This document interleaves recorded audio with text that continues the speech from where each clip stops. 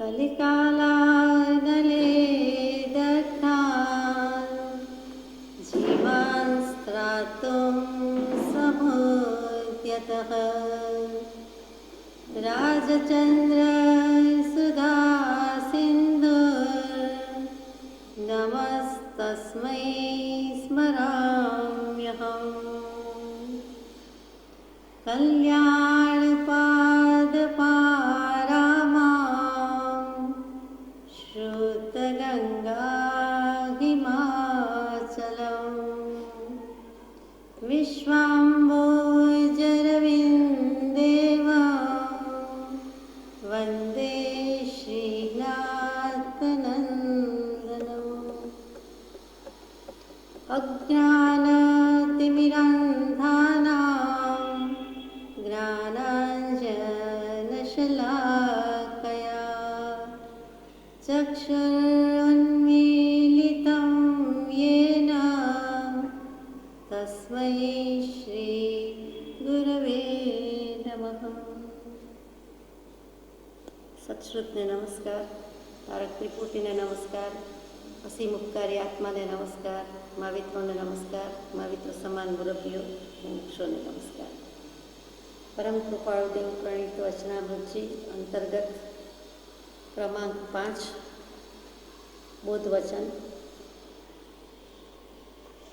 એમાં આપણે 80 બોધ વચન સુધી યથાશક્તિ વિચારણા કરી.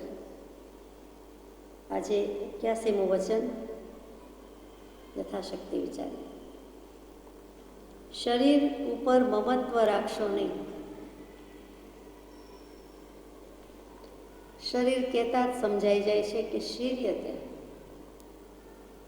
ઇતિ શરીરમ, દરરોજ જીર્ણ થતું જાય છે. દેખીતી રીતે બાલ્યાવસ્થાથી યુવાવસ્થા સુધી એમ લાગે છે કે એનો પ્રોગ્રેસ થાય છે, પ્રગતિ થાય છે, વિકાસ પામે છે. બધું જ અવયવ અંગોપાંગ વધવામાં છે, વજન વધવામાં છે, વિકાસ છે, ઉન્નતિ છે એમ દેખાય છે. જીવ મોટો થાય છે એમ લાગે છે, બાળકમાંથી યુવાન થાય છે એમ લાગે છે. પણ જે સ્વભાવ જ પૂતગલ હોવાથી, સડન પડન વિધ્વંસન હોવાથી એ દરરોજ થોડુંક ઘસાતું જાય છે. જીવ જન્મે છે કે તરત જ પૂછવામાં આવે how old is he or she, how old are you. તો ત્યાં ઓલ્ડ શબ્દ આવ્યો કે કેટલો જૂનો થયો. ત્યાં જ સમજાઈ જશે કે આ શરીરની વાત ચાલે છે, આત્માને તો કાંઈ જૂનું નવું છે નહીં. અનાદિકાળથી રખડપાટ કરે છે, રજડપાટ કરે છે. અને મૂળ શું? તો કે મૂળ નિગોદના ક્યાંના? અમે અનાદિના, અમે નિગોદના. પણ શરીર જે જન્મ્યું એની વાત થાય કે આ ભવે આવડો થયો, આવડી થઈ, આટલી ઉંમર થઈ.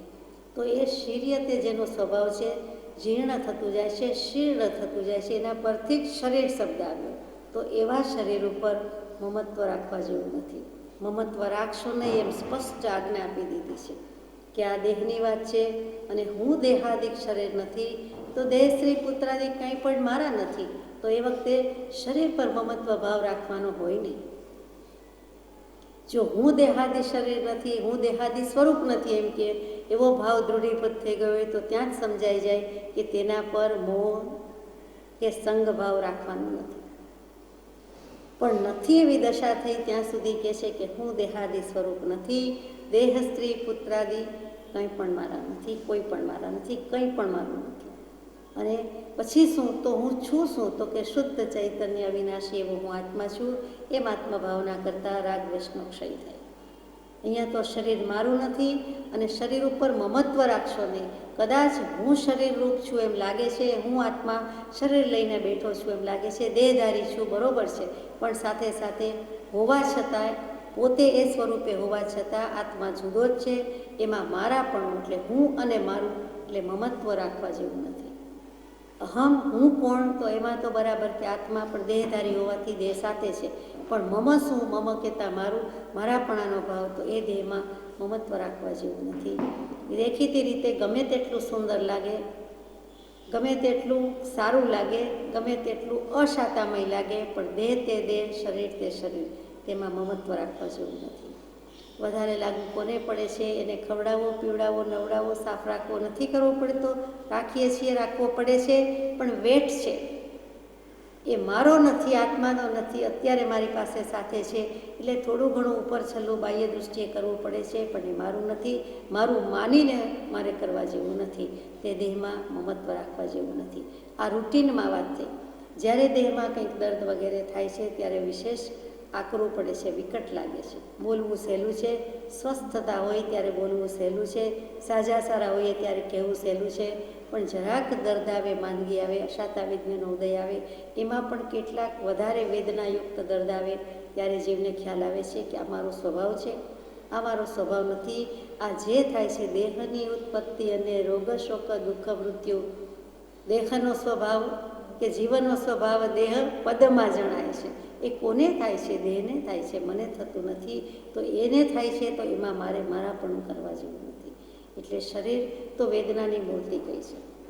શરીરમાં એક એક રોમરાજી પર 2.5 રોગનો નિવાસ છે અને 3.5 કરોડ રોમરાજી રૂંવાટા કહેવાય છે. તો એ 3.5 કરોડ ગુણ્યા 2.5 એટલે 5 કરોડ 86 લાખ સમથિંગ, એ જે રકમ આવી તે, જે આંકડો આવ્યો તે, તો આટલા કરોડ લાખ આપણે બધા રોગના ઘરમાં રહીએ છીએ. તો ક્યારેક તો ફૂટી નીકળે ને, કંઈક તો થાય ને. અત્યારે પણ થાય, આ ભવે પણ થાય. આ ભવે થાય તો સારી વાત છે. આવો હે કર્મ, આવો હે અશાતા વિજ્ઞા, આવો. અમે તમને જોઈ લઈએ, અમે તમને તપાસી લેશું, જોઈ લેશું, ચકાસી લેશું. જેટલા આવો એટલા આવો. આ ભવે અમારી પાસે ભગવાનના બોધરૂપી વિતરાગના દર્શનના બોધરૂપી શસ્ત્ર છે. લડી લઈશું, લેવા પ્રયાસ કરીશું. બીજા ભવની ખબર નથી, પણ અત્યારે આપણી પાસે આ શસ્ત્ર છે, ઉગામી શકીએ. આવડતું હોય ફેરવતા તો સમતા ભાવ ક્ષમા ખડગ છે, એનાથી જીતી લઈશું, જોઈ લઈશું, એમ કહેવા જેવું છે. ટૂંકમાં આપણે જાણીએ છીએ મોહ કરવા જેવું નથી. કાવિષ્ઠા તીર્થમાં કૃપાદેવ વિચારતા હતા ત્યારે 2 જ લીટી કહી છે એક વખત. 2 લીટીનો પત્ર છે કે શરીર કોનું છે? મોહનું છે, માટે અસંગ ભાવના રાખવી યોગ્ય છે. કેટલું સુંદર પત્ર પૂરો થઈ જાય છે. વચનામૃતિમાં પણ નોંધાયું છે કે આ શરીર આ પણ નથી. શરીર કોનું છે? Question mark. જવાબ આપ્યો છે પોતે જ, મોહનું છે, માટે અસંગ ભાવના રાખવી યોગ્ય છે. મોહનું કેવી રીતે? તો કે મૂળમાંય દર્શન મોહનીય કર્મ મિથ્યાત્વ, એટલે મૂળમાં જે હોવાથી, પાપનો પિતા હોવાથી એ બધા ભાવો કર્યા, શુભાશુભ ભાવ કર્યા, અણસમજણ, અજ્ઞાન, મિથ્યાત્વ, એ વશાત બધા ભાવો કર્યા, એટલે જીવને કર્મ લાગ્યા એટલે પછી દેહ ધરવાના થાય છે. એક પછી એક દેહ, એક પછી એક ભવ, એક પછી એક શરીર. શા માટે? શું કામ? શું જરૂર છે? આપણને ગમે છે? આપણને એમાં જ રહેવું છે? વગેરે પ્રશ્નો થાય. તો બ્રહ્મચારીજીએ પ્રજ્ઞાબોધમાં એક પુષ્પમાં છેલ્લે મૂકી દીધું છે, બધું જ સમજાવ્યું. પછી ઉપસંહારમાં, કન્ક્લુઝનમાં, મતિયા મોહની મૂકો અનાદિ કેદથી છૂટો, સુદર્શનના બધા અંગો ઉપાસી કર્મને કૂટો. બહુ જ સુંદર છે કે મોહ ને મોહ છે. તો દેહની તો કેટલી બધી ઉપમા આપી છે કે આવો જ છે, પત્તાના મેલ જેવો છે, રેતી જેવો છે, મસાણ જેવો છે. કેટલું મૂક્યું છે, આપણે કોઈ વાર વિચાર્યું છે. અત્યારે વધારે નથી કહેતા. આપણે જાણીએ છીએ કે અંતે તો એનો અગ્નિ સંસ્કાર થાય જ છે, કરે જ છે. પૂતગલનું પોટલું છે, ન જોવું ગમે તેવું છે. ઉપરથી ત્વચા હોવાથી કાંઈક સુંવાળું સારું લાગે છે, દેખાવડું રૂપક મોહક લાગે છે. એમાં કાંઈ નથી. એ અશુચિનો ભંડાર, અશુચિનો ઢગલો છે. તો એવા દેહની એ મઢી કીધી, રહેવાનું, મઢુલી રહેવાનું સ્થળ, મોહને રહેવાનું સ્થળ છે. મઢિયા મોહની મૂકો અનાદિ કેદથી છૂટો. એમાં જ જકડાયેલો આત્મા. શું કામ? ઉડી જાય છે ને પાછો દેહ ધરવો પડે છે. કર્મો બાંધ્યા, ભાવ કર્યા એટલે. તો એ નહીં જોઈએ. પછી સુદર્શનના બધા અંગો ઉપાસી કર્મને કૂટો. સુદર્શન, શ્રી કૃષ્ણ મહારાજાનું સુદર્શન ચક્ર, એ કોઈ પણ આત્મરામનું સુદર્શન ચક્ર, સમ્યક દૃષ્ટિનું ચક્ર, તે સુદર્શન, સમ્યક દર્શન, તે ચક્ર છે. એ ચક્ર ફરે છે અને એ ચક્ર નીચે આવે છે, સમીપ આવે છે, કોઈ આવી શકતું નથી. આવે છે તો કટ હણાઈ જાય છે. શત્રુ છે, રાગ દ્વેષ માન મોહ મદ મત્સર બધા જતા રહે છે. સુદર્શનના બધા અંગો ઉપાસી કર્મને કૂટો. પછી ત્યાં કર્મનો કુટારો થઈ જાય છે, કર્મ જતા રહે છે, કર્મ ભાગી જાય છે, કર્મ ક્ષય પામે છે, કર્મનો સંહાર થાય છે. તો એ જ તો કરવું છે. તો મઢી મોહની મૂકવાની છે. એના મૂળમાં જે રહ્યું છે તે શરીર. આ શરીર ઉપર મમત્વ રાખશો નહીં. આગળ જઈએ. વસ્તુ છે આપણી પાસે આત્મા અને દેહ, એમાં શરીર પર મમતા ન રાખીએ એટલે તરત જ ગયા ક્યાં, રહ્યા ક્યાં? આત્મામાં, આત્મભાવમાં, આત્મ ઉપયોગમાં તરત જ પકડાઈ જાય છે. બે જ વસ્તુ ઉપડતી હોય, 5 આંગળી એક હથેળી એક હાથ, એનાથી કદાચ એક વસ્તુ ઉપાડવાની બદલે એક સાથે બે વસ્તુ ઉપાડી, એક વસ્તુ મૂકી દીધી, બીજી વસ્તુ ગ્રહણ થયેલી રહે છે, પકડેલી રહે છે, પોતાના હાથમાં રહે છે. વચન નંબર 82.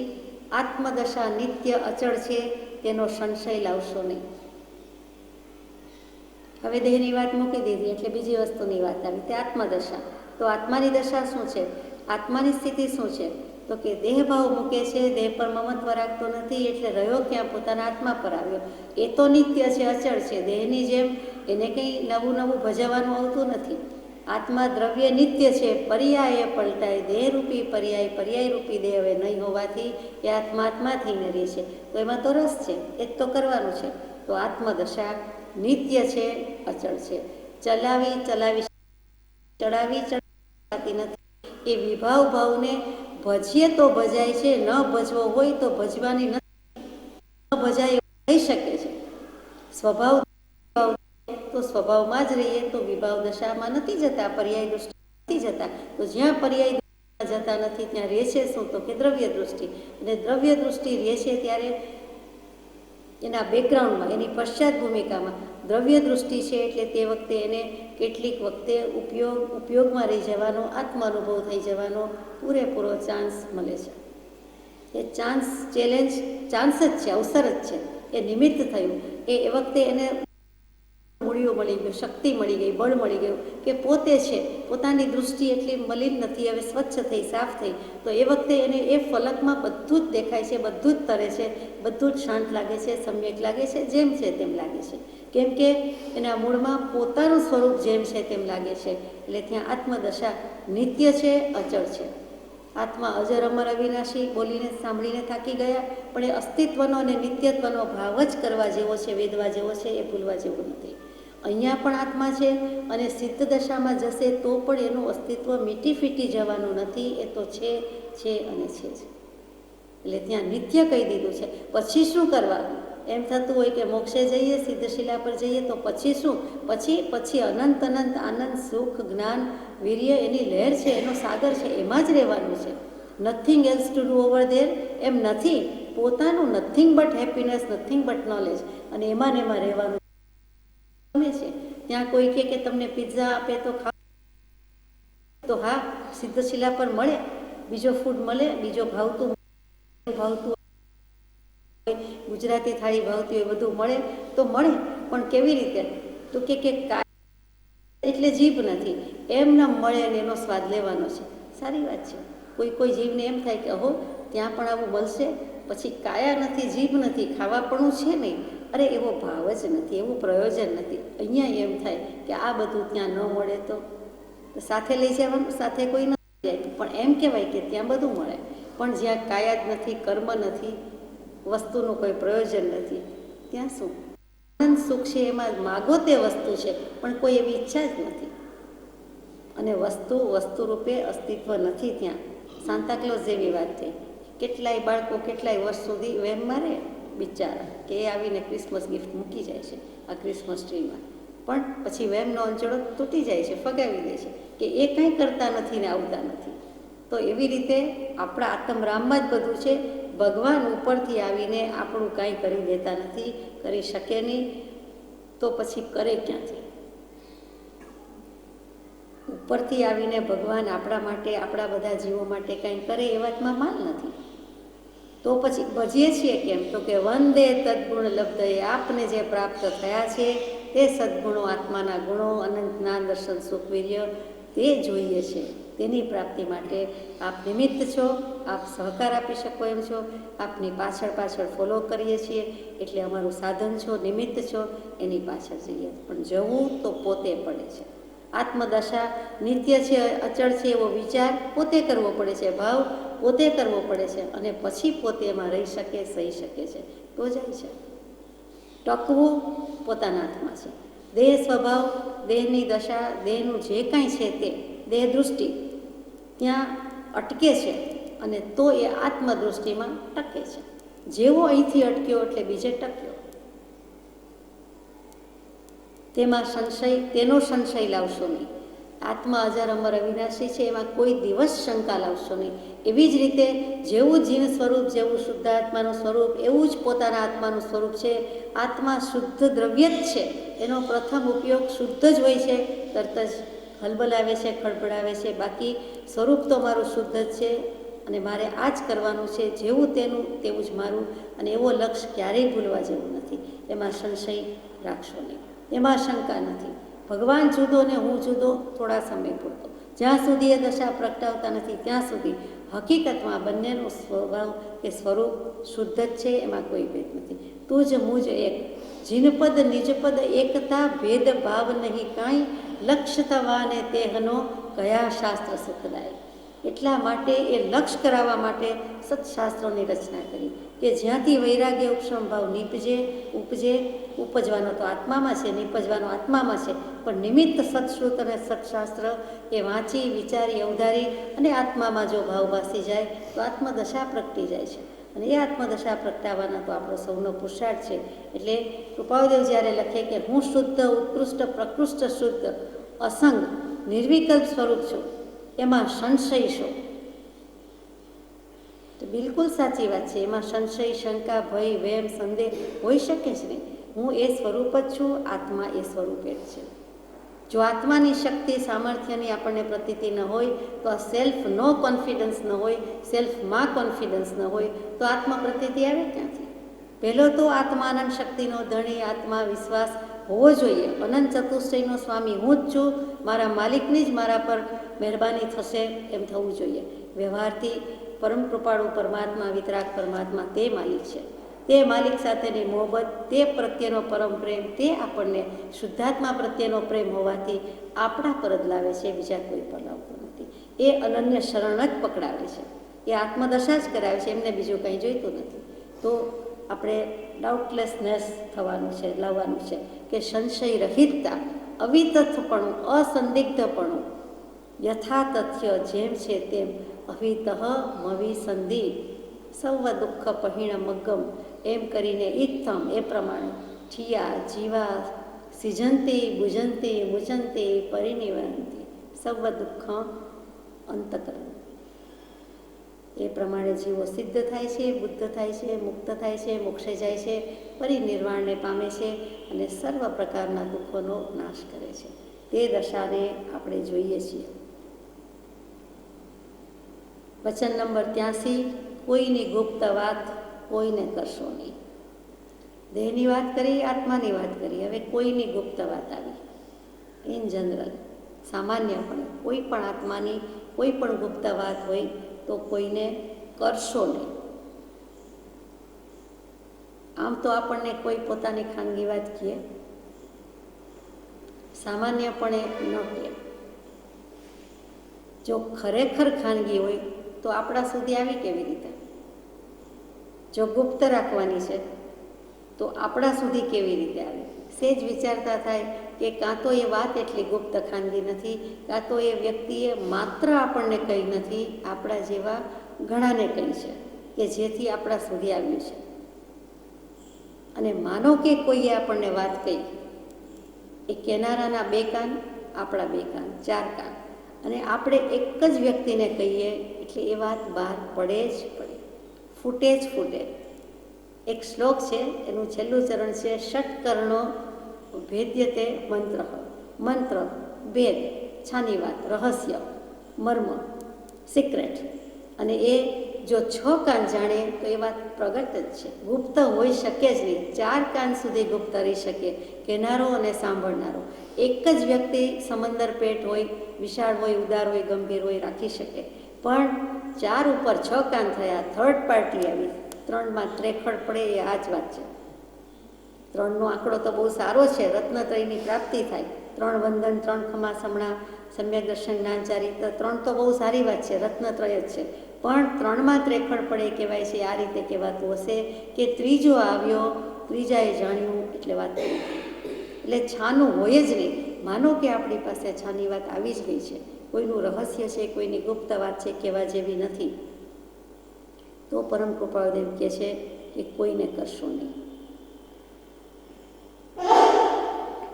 શાસ્ત્રોમાં ઘણા દૃષ્ટાંત છે, વ્યવહારમાં પણ આપ જાણતા હશો કે કોઈને કંઈ કહી દીધું હોય તો એવો મર્મ ખોલી નાખ્યો હોય કે કહી દીધું હોય જેથી કરીને જીવ કેટલીક વખત આત્મહત્યાનું પગલું પણ ભરે છે, આત્મઘાત કરી નાખે છે, ત્યાં સુધી જાય છે. તો એ કરવું, કરાવવું ને અનુમોદવું, કરનાર બીજો છે પણ એની વાત ખુલ્લી આપણે પાડી માટે આમ કર્યું, તો કરાવનાર તરીકે, અનુમોદક તરીકે આપણને એટલો જ દોષ લાગે છે જેટલો આત્મહત્યા કરનારને લાગે છે.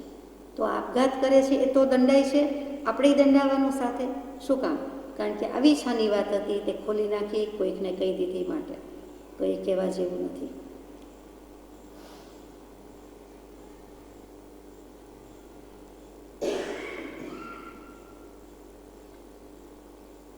ગુપ્ત કહીએ છીએ ત્યારે આપણને એમ જ થાય છે કે છાનું, છુપું, રહસ્ય વગેરે. ગુપ્ત સંસ્કૃતમાં ધાતુ છે ગોપવવું, સંરક્ષણ કરવું, રક્ષણ કરવું.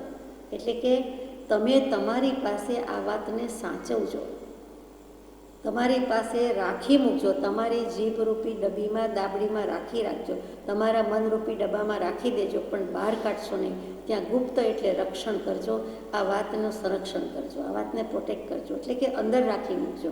રિઝર્વ રાખજો એમ પણ નહીં કહેવાય, સુરક્ષણ એટલે સંરક્ષણ. અને સેફલી, સલામત રીતે તમારી પાસે જ રાખજો, મૂકી દેજો. એટલે ક્યારેય કોઈની જાની વાત કહેવા જેવું નથી. પણ મોટે ભાગે ગુપ્ત વાત હોતી જ નથી. એ જગતમાં આપણા સુધી આવે ત્યાર પહેલાં ચોક્કસ બીજા કેટલાકે જાણી જ હોય છે, એટલે ગુપ્ત હોતું નથી. અને જો હોય તો બરાબર જતન કરવાનું છે અને સુરક્ષિત કરવાનું છે, કોઈને કહેવાનું નથી. માનો કે આપઘાત ન કરે ને બીજા કોઈ દોષ કરે છે, પાપ લાગે છે, તો એમાં પણ આપણે ભાગીદાર થઈએ છીએ, કરાવવા રૂપે કે અનુમોદક રૂપે. માટે કરવા જેવું નથી. આગળ જઈએ. ત્યાર પછી વચન નંબર 84, કોઈ ઉપર જન્મ પર્યંત દ્વેષ બુદ્ધિ રાખશો નહીં. આમ તો રાગ દ્વેષ કરવાની ના જ છે, બિલકુલ ના છે, પણ એવી દશા નથી આવી ત્યાં સુધી ક્યારેક ક્યારેક થઈ જાય તો કે જન્મ પર્યંત દ્વેષ રાખશો નહીં. ફોર એ વાઇલ, થોડીક વાર માટે, થોડાક દિવસ માટે, થોડી મિનિટ માટે કદાચ દ્વેષ બુદ્ધિ આવી ગઈ તો આવી ગઈ, કદાચ રાખવાની નથી પણ આવી ગઈ, પણ એને જન્મ પર્યંત કહેતા આ જીવન લાઈફ લોંગ, છેક સુધી મરતે દમ તક હું ભૂલવાનો નથી, ભૂલી શકું એમ નથી, જોઈ લઈશ, બીજા ભાવમાં મળે તોય જોઈ લઈશ અને આ ભાવમાં પણ જોઈ લઈશ, અને આ તો હું ક્યારેય ભૂલી શકું એમ નથી. એમ કરીને બે બોલ યાદ રાખવા, બે વચન યાદ રાખવા, કે બે કામ કે બે વસ્તુ યાદ રાખવા જેવું નથી. દ્વેષ બુદ્ધિ રાખવા જેવું નથી. આપને દ્વેષનું સ્વરૂપ સમજાઈ ગયું હશે, પણ મને તો વિચાર થાય કે દ્વેષ શું? રાગથી વિરુદ્ધ, રાગથી પ્રતિપક્ષી. પણ દ્વેષ છે શું? તો કે દ્વેષ એટલે ક્રોધ, ગુસ્સો, રોષ, રીસ, અદેખાઈ, અસૂયા, ઈર્ષા, આ બધું જ છે. અને આ અવગુણો ક્યાં નથી? કોનામાં નથી? માત્રનો ફરક છે, ડિફરન્સ ઓફ ડિગ્રી ઓનલી. બાકી તો છે જ. જો ન હોય તો મોક્ષમાં હોઈએ. એટલે રાગ દ્વેષ નથી કરતા એમ તો કહેવાય નહીં. નોટ ઓનલી ધેટ, પણ આપણે કોઈ ઉપર રાગ કરીએ છીએ એનો અર્થ જ એમ કે બીજા બધા પ્રત્યે તે સમયે દ્વેષ બુદ્ધિ છે. આ બધું ગમે છે કે આના પર રાગ છે કે મને તો આ જ ગમે, ત્યાં શું થયું કે તે સિવાયના બધા પ્રત્યે અંશે પણ દ્વેષ બુદ્ધિ થઈ, જાણીએ અજાણીએ પણ દ્વેષ બુદ્ધિ થઈ. મને તો વિતરાગ વાણી જ ગમે અને ગમવું જોઈએ નિર્ધાર થઈ જાય છે, તો એ વખતે ઇતર દર્શન પ્રત્યે અંશે દ્વેષ બુદ્ધિ કહેવાય. બધાએ બધું ઓફર કર્યું છે, બધામાં બધું રહેલું છે, પણ હું આને માન્ય કરું છું, અથવા મને આ સંપૂર્ણ લાગ્યું છે, અથવા તો મને આ ફાવી ગયું છે, ઠીક લાગે છે, બાકી બધામાં બધું છે, બધામાં કંઈક કંઈક છે પણ અપૂર્ણ છે, એમ અપેક્ષાએ ભાવીએ, અપેક્ષાએ બોલીએ, અપેક્ષાએ લખીએ તો બરાબર છે. પણ નહીં તો ત્યાં દ્વેષ બુદ્ધિ કીધી છે. તો આવી નાની નાની વાતમાં સૂક્ષ્મ રીતે દ્વેષ બુદ્ધિ હોય તો બીજી જાડી મોટી વાતમાં સ્થૂળ દૃષ્ટિએ તો કેટલી બધી દ્વેષ બુદ્ધિ છે. તો કૃપાળુદેવ સૌભાગભાઈને પરમ પુરુષ દશા સુધી લઈ જવું છે ત્યારે પત્રાંક 780-81માં કહે છે, બહુ મજાની વાત છે કે કોઈ પ્રત્યે કિંચિત માત્ર પણ રાગ દ્વેષ ન રહે. આ દેહે આ ભવે કરવા યોગ્ય એક જ છે કે કોઈ પ્રત્યે કિંચિત માત્ર રાગ ન રહે, દ્વેષ ન રહે. શું લખનાર, શું સાંભળનાર કે જેને પત્ર લખ્યો છે તે રિસીવ કરનાર? લખનાર પરમ કૃપાળુ ને જેને લખ્યો છે તે સાયલાના પરમ પૂજ્ય શ્રી સૌભાગભાઈ, અને એને વિતરાગ દશા સુધી લઈ જવા છે, કેવલ જ્ઞાન સુધી લઈ જવાના છે.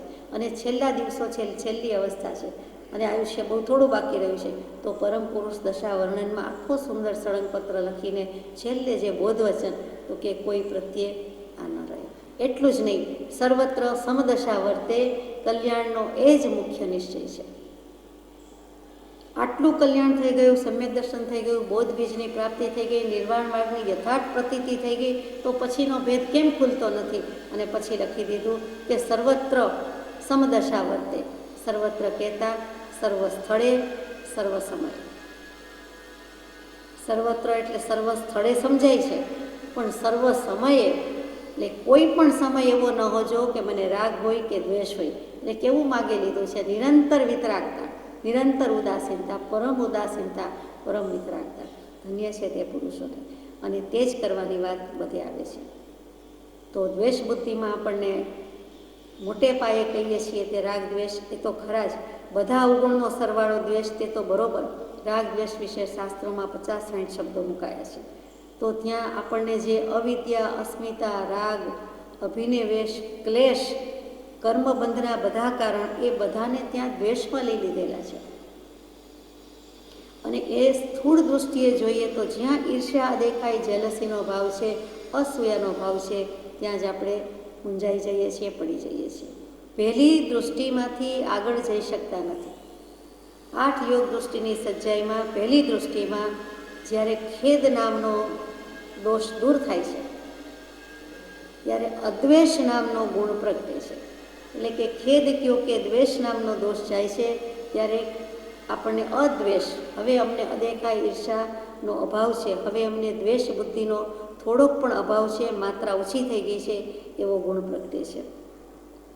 વ્રત પણ યમૈહા સંપજે, ખેદ નહીં શુભ કાજે રે, દ્વેષ નહીં વળી અવર શું, એ ગુણ અંગ વિરાજે રે, વીરજી નેશર દેશર.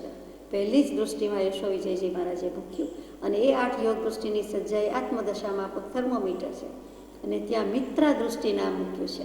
મોક્ષનો માર્ગ બતાવે તે મિત્રા દૃષ્ટિ, કે મૈત્રી ભાવ ન હોય. સાદી ભાષામાં દ્વેષ કરશો નહીં, એટલે કે મૈત્રી ભાવ રાખશો. કોઈના ગુણ જોઈને જીવને પ્રમોદ ભાવ આવે, આનંદ થાય, ઉલ્લાસ થાય, એની બદલે ઈર્ષા થાય. પણ મોટે ભાગે એનું જ સામ્રાજ્ય છે. એના પરિણામે દ્વેષ રાજા, મોહ રાજા રાજ કરે છે.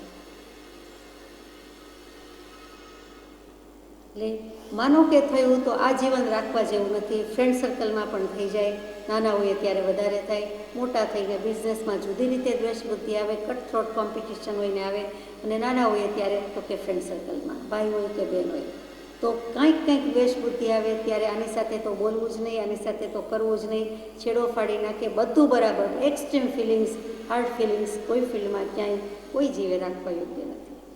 અને એના પરિણામ ભોગવીએ છીએ. એના પરિણામે કેટલાય જીવ સાથે કે એક જીવ સાથે કેટલા બધા ભવબંધન થઈ જાય છે. એક નાની વાત, એક નાનો દ્વેષ બુદ્ધિનો ભાવ, એટલે તરત જ કર્મબંધ અને ભવ વધી જાય છે, ભવ પ્રમાણ વધી જાય છે. શું કામ કરીએ?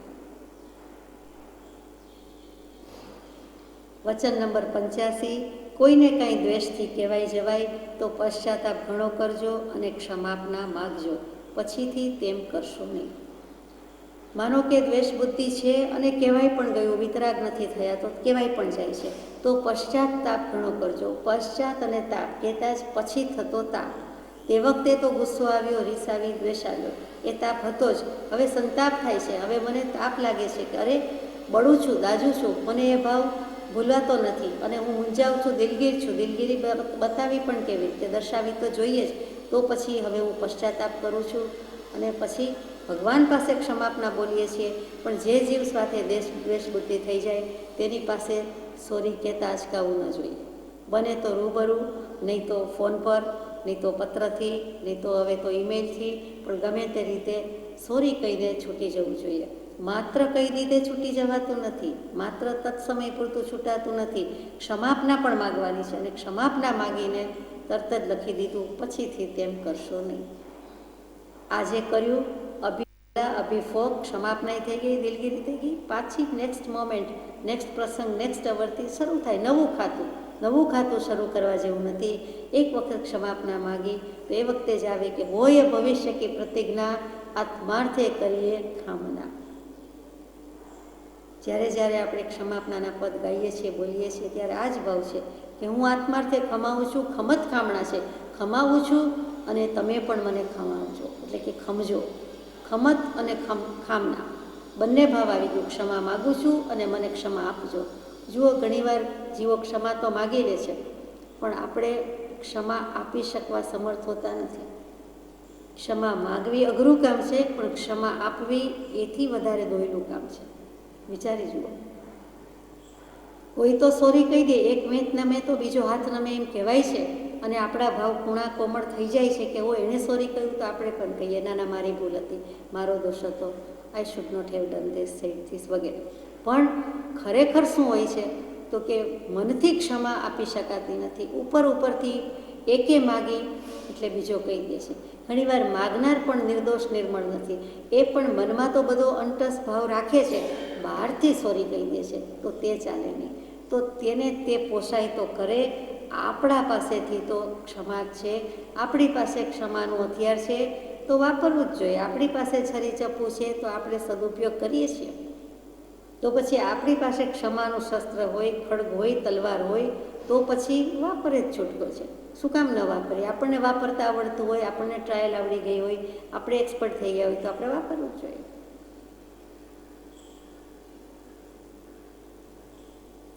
પસ્તાવો, પશ્ચાતાપ એ મોટો ગુણ છે. કર્યા ઉપર ઘણી વખત ગર્વ થતો હોય છે, અહંકાર થાય છે, પ્રાઉડ લઈએ છીએ. મેં કેવું કહી દીધું, મેં કેવું સંભળાવી દીધું, મેં સિફતથી કહી દીધું, મેં સાચવી લીધું, મેં સંભાળી લીધું, મેં છેતરી દીધું.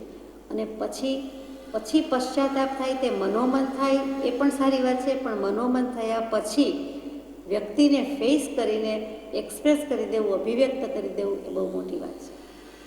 ફરીથી કહેવાય જાય છે આને આ વાત, એ જેવી તેવી વાત નથી. હૃદય કુણું એટલા છે, મેગ્નિફાય કરે છે, ગુણાકાર કરે છે, બમણા કરતાં પણ વધારે કરે છે. કેટલીક વાર કરી શકું, હું મેં આવું કર્યું, તો તે એક તો કામ, એક તો આવું, અને પછી પાછો દોષ ઢગલો ટોપલો લઈને ફરે છે અને ખબર નથી એને એ ગુણ કે મેં કેવું કર્યું. એટલે એ કરવાની બદલે તો અંતઃકરણ પૂરું કોમળ રાખવાનું. કરુણા કોમળતા ભૂમિકા થાય. ત્યાર પછીનું 86મું વચન, કોઈ બુદ્ધિ હું તેમ કરીશ. આપણા પક્ષે વાત છે કે આપણે દ્વેષ કરવો નહીં, અને થઈ જાય તો પણ રાખવો નહીં વધારે વખત, અને પશ્ચાતાપ કરી લેવો. 14ની આલોચના એટલે જ આવે છે કે વધુમાં વધુ 15 દિવસ સુધી, નેક્સ્ટ 14 સુધી, ચતુર્દશી સુધી આલોચના ન કરી ત્યાં સુધી આપણે એ ભાવ મનમાં રાખીએ, વહન કરીએ. પણ પછી તો ભૂલીએ જ છૂટકો. એવું બને આપી દેવું, તરત ભૂલ થાય. 24 કલાકમાં સેમ ડે સેમ નાઇટ કદાચ આપણે શાંતિથી ઊંઘી પણ શકતા નથી. એ હંમેશા મનમાં રહે છે. તો એ ખટકો, એ કણી, એ કંટક, કાંટો કાઢીએ જ છૂટકો કાઢી નાખવા જેવું છે. એટલે આપણે હળવા થઈ જવા જેવું છે. અને સંજ્વલન કષાય છેલ્લે જે જાય છે તે કષાયના 4 ભાગમાં અનંતાનુબંધ, અપ્રત્યાખ્યાની, પ્રત્યાખ્યાની, છેલ્લે સંજ્વલન, એ તો વધુમાં વધુ 15 દિવસ જ ટકે છે. તો આપણે સીધા જ ચઢાણ ન કરીએ, પહેલાં અનંતાનુબંધી, પછી અપ્રત્યાખ્યાની, પછી પ્રત્યાખ્યાની, તો એ બધાને 2-4 મહિના કે વર્ષો સુધી રહેવું હોય તો રહે. પણ આપણામાં ત્રેવડ શક્તિ છે તો જાણીએ છીએ તો છોડી કે બહુમાં બહુ 14 સુધી, કે ચાલો પછી તો ખમાવી જ દેવા જેવું છે. હવે માનો કે કોઈ આપણા પર દ્વેષ બુદ્ધિ કરે છે, તો ત્યારે શું વિચારવું કે એણે મને આમ કેમ કર્યું?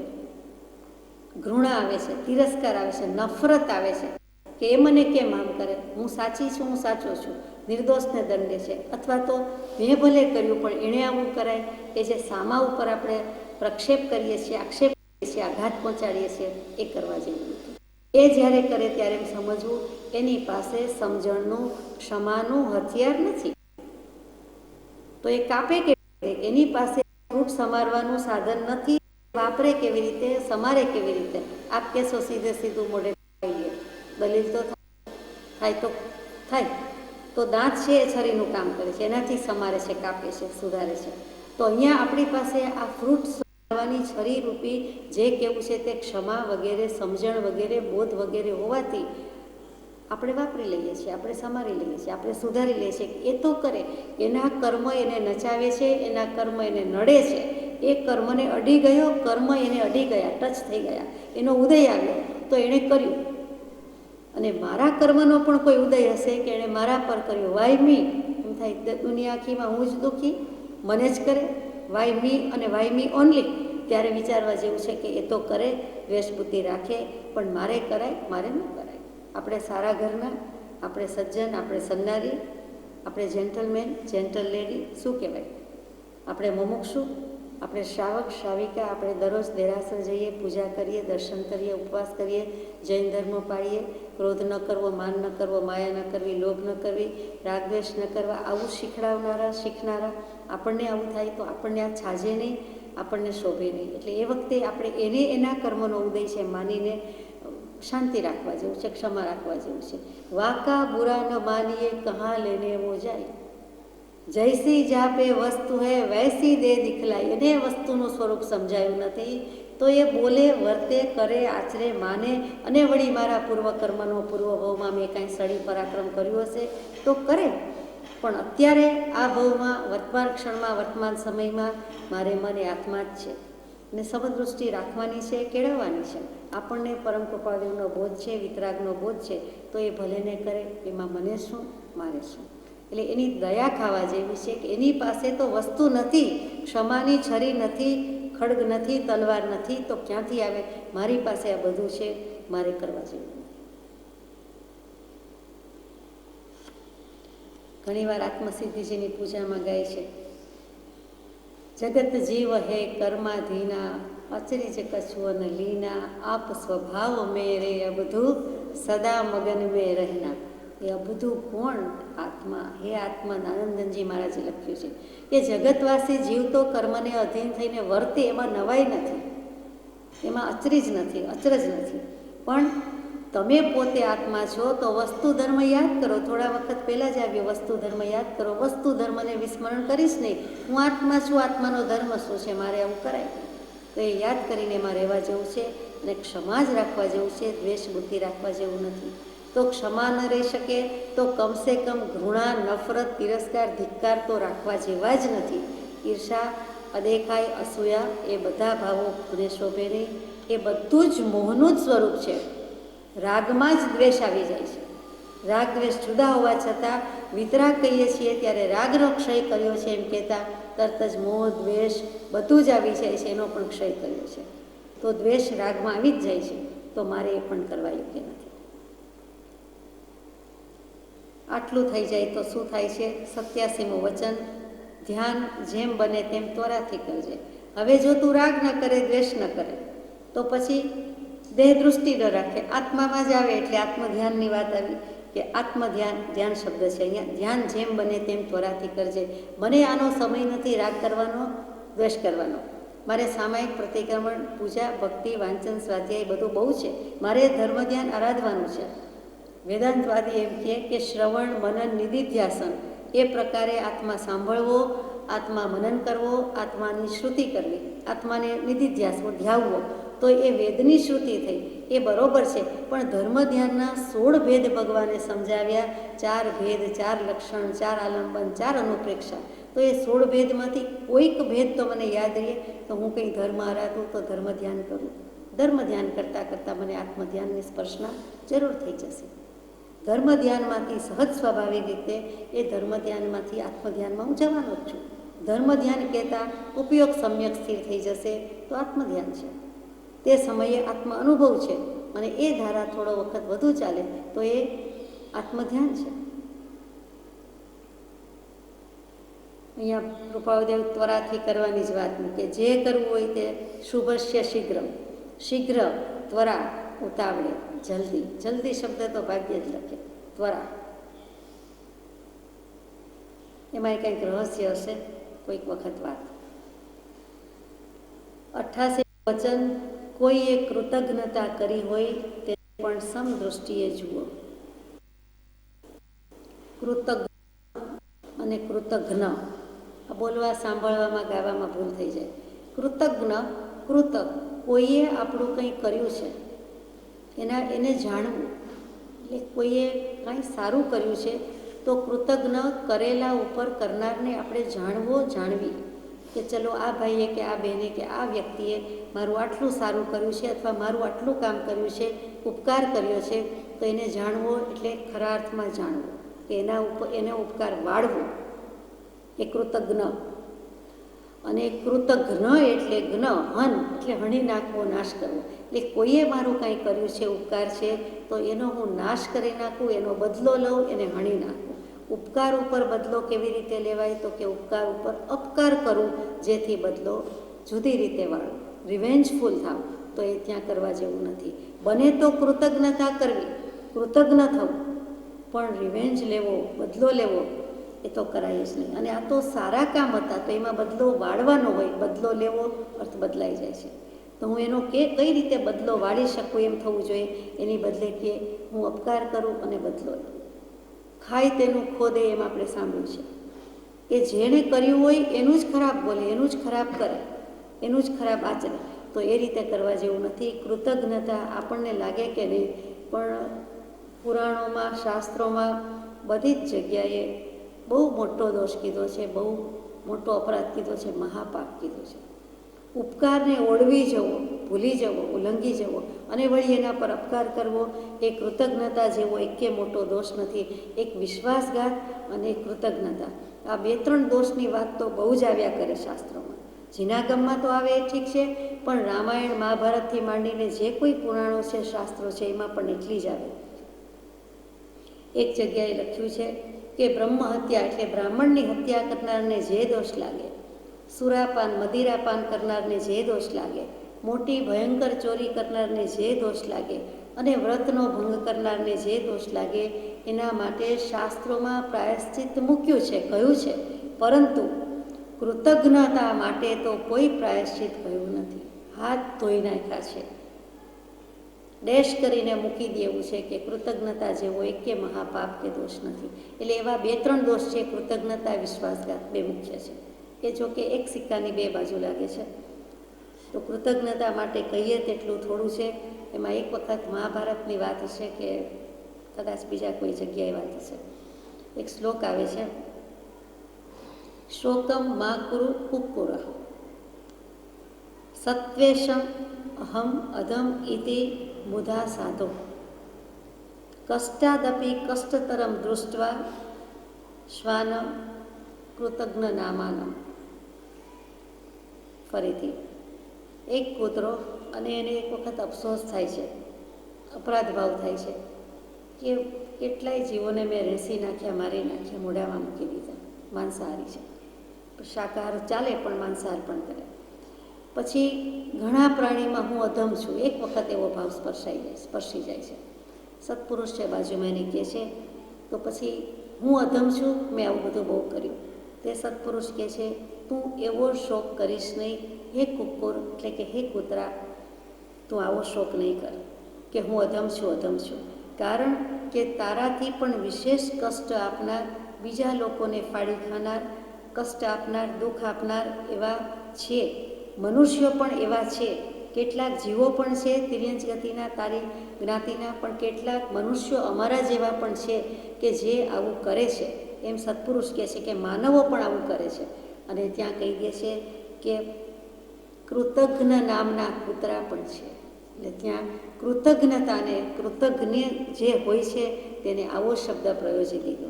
સત્પુરુષ, જ્ઞાની પુરુષ આવો શબ્દ યોજે નહીં, પણ ત્યાં કહી દીધું કે તું કૃતજ્ઞ થાય છે, તને એવો દોષ લાગે છે, પણ તું એક નથી, પણ કૃતજ્ઞ નામના કૂતરા માનવ રૂપે પણ રહેલા છે. એટલે તું એવો દોષ કે અપરાધ નહીં કર. તે કર્યું, તે ક્ષમાપના લીધી, તે આલોચના લીધી, તને આવો ભાવ આવ્યો કે હું મેં કેવા કામ કર્યા, કે હું કેવું કરું છું, કેવો અધમ છું. તારામાં તો બીજા કેટલાક ગુણ છે, પણ માનવોમાં તો કેટલીક કૃતજ્ઞતા જ છે.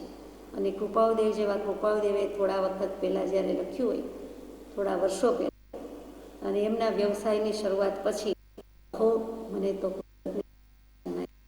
એ વેદના કેટલી લાગી હશે, એ અંતઃકરણ કેટલું દુભાયું હશે.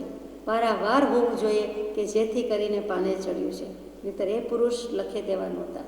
પણ આપણને સદબોધ માટે લખે કે દુઃખી ન થતા, તમે અમે કંઈ દુઃખી નથી. રામના 14 વર્ષના વનવાસનો, પાંડવના 13 વર્ષના વનવાસની કે ગજસુ કુમારના ધ્યાનની એક પળ પણ નથી. એવી રીતે આશ્વાસન આપવા માટે, સમાધાન કરવા માટે લખ્યું એમ જણાય છે. તો એવી કૃતજ્ઞતા ક્યારેય કરવા જેવી નથી, મોટો દોષ છે.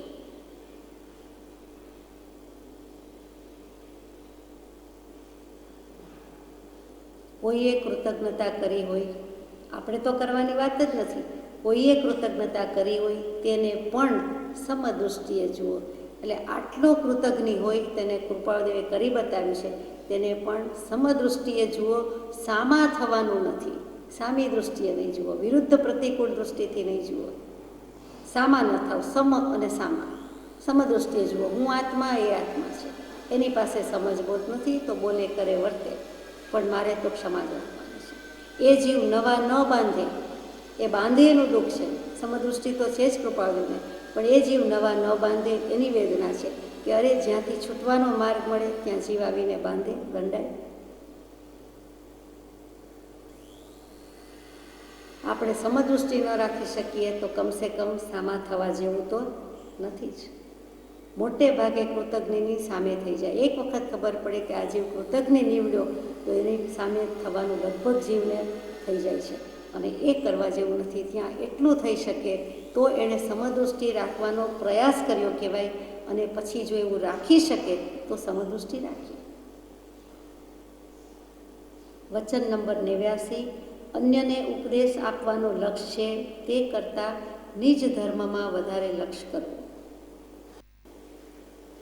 બધી વાતો કરીએ છીએ તો અન્યને ઉપદેશ આપવાનો લક્ષ્ય, બીજાને ઉપદેશ આપવો એના કરતાં નિજ ધર્મમાં વધારે લક્ષ્ય કરવો. નહીં દે તું ઉપદેશ કો પ્રથમ લેગી ઉપદેશ, સબસે ન્યારા આગમ હે વો જ્ઞાની કા દેશ.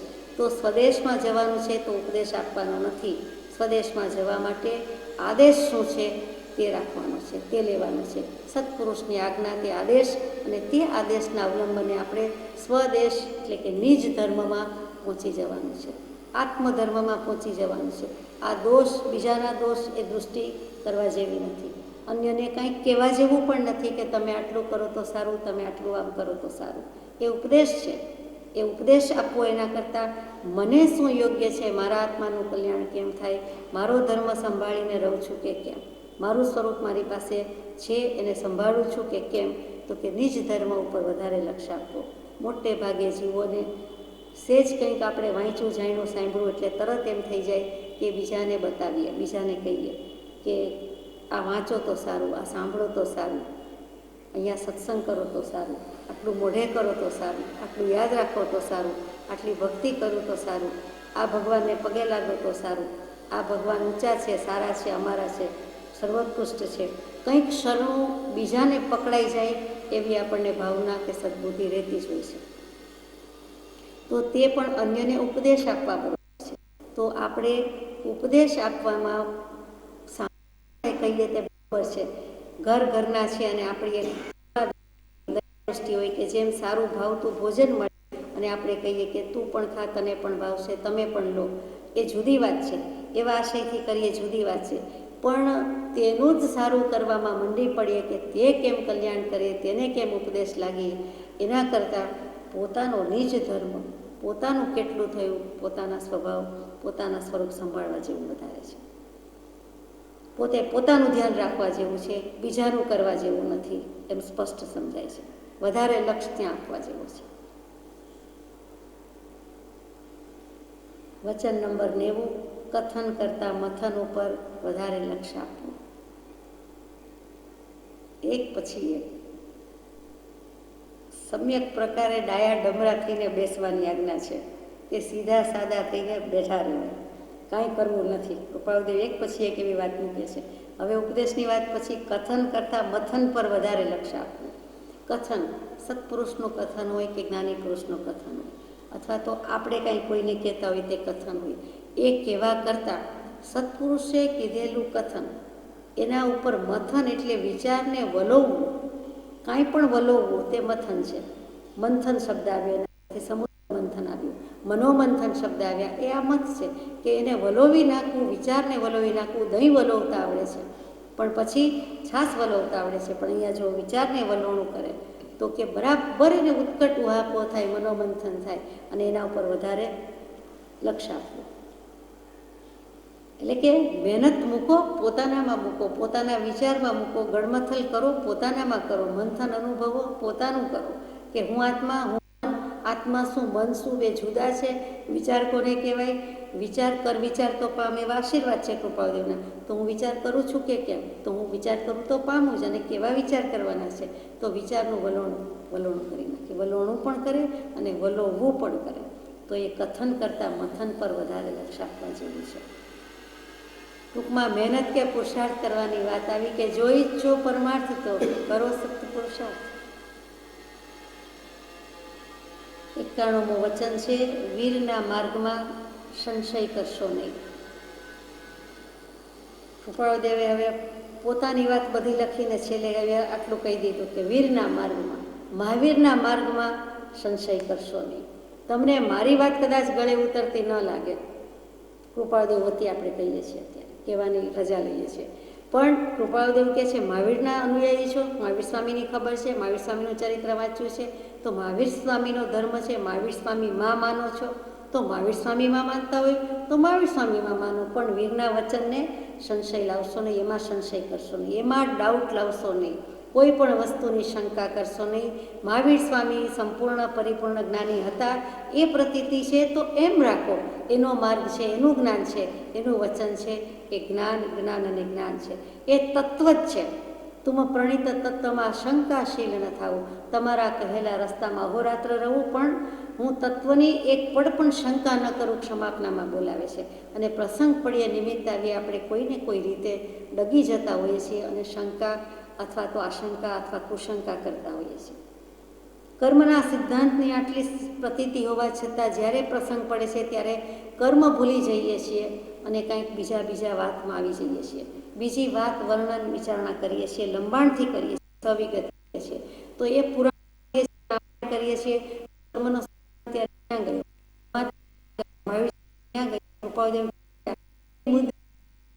ભૂલી જાઓ, તો એ ભૂલવા જેવું નથી. તો વીરના માર્ગમાં સંશય કરશો નહીં. વીરનો માર્ગ, મહાવીરનો માર્ગ સમ્યક દર્શન, જ્ઞાન, ચારિત્રણી, મોક્ષ માર્ગ જ છે, બીજો કોઈ નથી.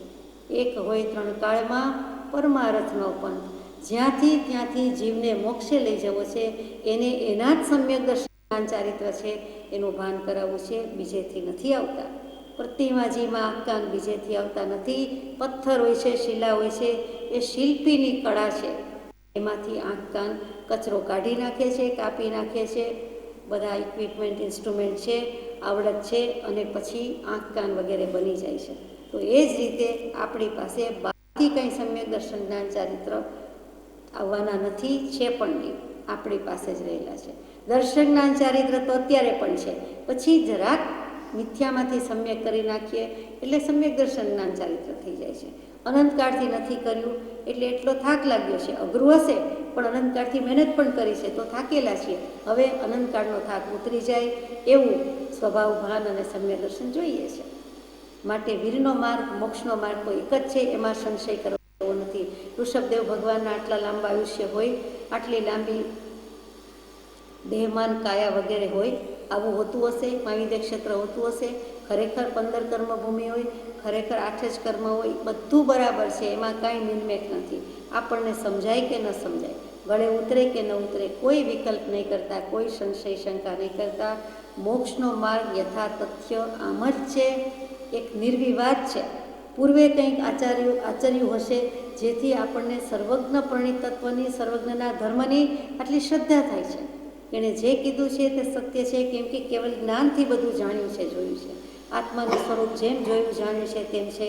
એટલે મહાવીર સ્વામીની વીરના માર્ગની જેટલા વખાણ કરીએ તેટલા થોડા છે, તો એમાં સંશય કરશો નહીં. વચન નંબર 92. તેમ ન થાય તો કેવલી ગમ્ય એમ ચિંતવજો, એટલે શ્રદ્ધા ફરશે નહીં. માનો કે ન સમજાયું, કે જોવા ગયા નથી, શાસ્ત્રમાં મળતું નથી, આપણને સમજાતું નથી, તો કેવલી ગમ્ય, કેવલી જે જાણે તે ખરું. એને તો આત્માના સ્વભાવને સંપૂર્ણપણે જાણ્યો, 100% જાણ્યો, અને પછી એકમાત્ર આત્માનું જ કેવલ સેવન કર્યું, એટલે તો કેવલ જ્ઞાન કહેવાય છે. અને એણે જે જોઈને કહ્યું છે તેમાં મિનમેક નથી. એટલે એ ચિંતા ના કરવી કે એવું કેવલ જ્ઞાન શું હોય, એમને કેવી રીતે થયું, એ બધું વિચારતા સમજાય અને પછી શ્રદ્ધા ફરતી નથી. એક વખત શ્રદ્ધા થઈ તો પણ ક્યારેય ડગાવવાની નથી. આ માર્ગ તે આ માર્ગ, કંઈક થયું ન થયું અને કંઈક એવા નિમિત્ત મળી ગયા, આપણને વળી કોઈ ફ્રેન્ડ્સ મળી જાય અને આપણને સોબત એવી લાગી જાય ને એમ થાય કે સાંઈ બાબા બહુ ચમત્કારી કહેવાય. અમારા ગામની બાજુમાં જ મંદિર છે, અમારે નજીકમાં જ મંદિર છે, હું તો પછી કોઈ સાથે દર્શન કરવા જાઉં પણ ખરું, જોઈએ તો ખરા શું છે. અને ચમત્કારી બાબા એ માનીને શ્રદ્ધા ફરી જાય તો ક્યાં સર્વજ્ઞ પ્રણિત તત્વની શ્રદ્ધા અને ક્યાં સાંઈ બાબાની શ્રદ્ધા કે ચમત્કારી બાબાની શ્રદ્ધા કે સાધના. અહીંયા સાંઈ બાબા, જલારામ બાપા એમ કોઈ વ્યક્તિગત વિરોધ નથી, સામાન્યપણે કહેવાય છે કે સર્વોત્તમ યોગી કોણ છે અને આ યોગી કોણ છે. જેણે જેટલી સાધના કરી છે તે જુદી વાત છે, પણ જ્યાં લગી આત્મા તત્વ ચિહ્ન્યો નહીં ત્યાં લગી સાધના સર્વ જૂઠે. એ કોઈ કવિ કહી શકે, ગાઈ શકે, આપણે પણ કહી શકીએ કે આત્મા વખાણ નથી થયું, તો ત્યાં સુધી કોઈ પણ સંત પુરુષ છે, સંત પુરુષ કહેવાતા સંત પુરુષ છે, એ સંત છે ને. લૌકિક સંત એવો શબ્દ વાપરવો પડે, આત્માના અસ્તિત્વનું ભાન નહીં, ભાવ નહીં, અને એને આપણે સંત કહીએ, એને સત્પુરુષ કહેવાય ન કહેવાય.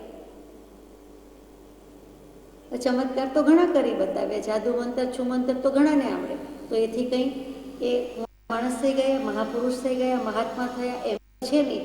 એટલે વીરના માર્ગમાં સંશય કરવાનો નથી અને કેવલી ગમ્ય છે એમ માનીને શ્રદ્ધા રાખીએ જ છૂટો. શ્રદ્ધા પરમ દુર્લભ છે, ગમે તે નિમિત્ત આવે. આજે ગમે એટલું લક્ષ્મીની છનાછની હોય, બારણા ઠોકતા લક્ષ્મી દેવી આવતા હોય, પણ કાલ સવારે કાંઈ ન હોય, ધનોત પનોત નીકળી જાય, તોય મારો મહાવીર કે મારો ભગવાન કે મારો કૃપાળુ કે મેં જે જાણ્યું માન્યું છે, સમ્યક દર્શન જ્ઞાન ચારિત્રની વાત છે, એમાં મિનમેક નથી. એ શ્રદ્ધા મારી પાસેથી કોઈ લઈ જઈ શકે તેમ નથી. ત્રેવડ હોય તો લઈ જાય, લઈ જશે તો તેનુંય કલ્યાણ થશે, એવો ભાવ રહેજો. આપણને રોમરાએ કોઈ વેદના આવે, ભયંકર રોગ આવે, આજે સ્વસ્થ થઈને વાત થાય છે, કાલ આવે પણ ખરું, તો એથી કરીને આપણે આ માર્ગમાં ડગી જઈએ નહીં. તો એવી અવિચળ શ્રદ્ધા એ પરમ દુર્લભ છે, એવી અડગ શ્રદ્ધા એ પરમ દુર્લભ છે. અને એ શ્રદ્ધા ક્યારે આવે છે તો કે આત્માનો જ્યારે અનુભવ થાય છે પછી એ શ્રદ્ધા ફરતી નથી. શ્રદ્ધા સત્વત્તા, સત્માનું અસ્તિત્વ, આત્માના અસ્તિત્વને ધારણ કરીને ઊભો રહ્યો, એ અનુભવમાં આવ્યો, એને નિશ્ચય સમ્યક થયું. એ શ્રદ્ધા ફરે જ ક્યાંથી? વ્યવહાર શ્રદ્ધા છે, વ્યવહારથી રુચિ થઈ છે સમ્યક દર્શનની આત્માની, એ પણ ફરવી ન જોઈએ. તો પછી જ્યારે સ્વરૂપનો આત્મા ઉદ્ધાર થઈ ગયો ત્યારે તો કોઈ દિવસ ભૂલ આવી શકે નહીં. પણ અનાદિકાળથી કૃપાદેવ લખે છે, આત્મ સ્વરૂપનો નિર્ણય થવામાં જીવની અનાદિથી ભૂલ થતી આવી છે. સ્વ સ્વરૂપનો નિશ્ચય, આત્મ સ્વરૂપના નિર્ણયની જ ભૂલ રહી ગઈ છે. હવે એ ભૂલ થતી નથી.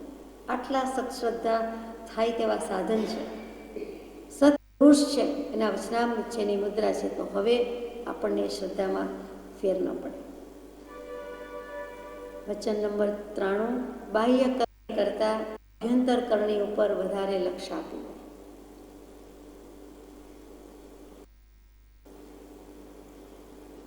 બાહ્ય કરણી, બાહ્ય રીતે જે કાંઈ કરતા હોય તે, એના કરતાં અભ્યંતર રીતે જે કાંઈ કરવાનું છે તેના પર વધારે લક્ષ.